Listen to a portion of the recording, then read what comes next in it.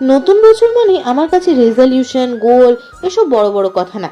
নতুন বছর মানে যারা নিজে তাদের সাথে পুরো একটা দিন কাটানো। এই বছরের শুরুটাও ঠিক সেই রকমই, ভগবানের দর্শন দিয়ে দিনটা শুরু হলো। মনটা এমনিতে একটু শান্ত হয়ে যায়। তারপর একে একে বাড়ি ভরে উঠলো, দিদি ভাই, দাদা ভাই, মাসিমণি সবাই এলো। তার সঙ্গে সবচেয়ে ইম্পর্টেন্ট মানুষটা, আমাদের ছোট্ট রায়সোনা। ও এলেই বাড়ির শব্দের লেভেল অটোমেটিক বেড়ে যায়। জল খাবার খাওয়া হয়ে যাওয়ার পর তারপরে বাড়ির বাইরের পাকা রাস্তায় হঠাৎ করে শুরু হয়ে গেল খেলা। ক্রিকেট, ব্যাডমিন্টন, যারা কখনো খেলেনি তারাও আজ এক্সপার্ট। রায়কে নিয়ে তো আলাদা এক্সাইটমেন্ট। ওকে খেলতে দেখে দাদু দিদা থেকে শুরু করে সবাই এমনিই খুশি, যেন নতুন বছরটা একাই নিয়ে এসেছে। এর মাঝেই ফটো সেশন। কেউ ঠিক মতো তাকাচ্ছে না, কেউ হাসছে না, কিন্তু ছবি তুলতেই হবে। আর আমার দাদা ভাই নতুন বছর নতুন লেভেলের পাগলামি। ছোট বাচ্চাদের সাইকেলে বসে প্রমাণ করেছে বয়স শুরু একটা সংখ্যা। দিনটা কেটে গেল হাসি, কথা, খেলা, এই সমস্ত নিয়ে। আমার সকল দর্শক বন্ধুদের জানাই হ্যাপি নিউ ইয়ার।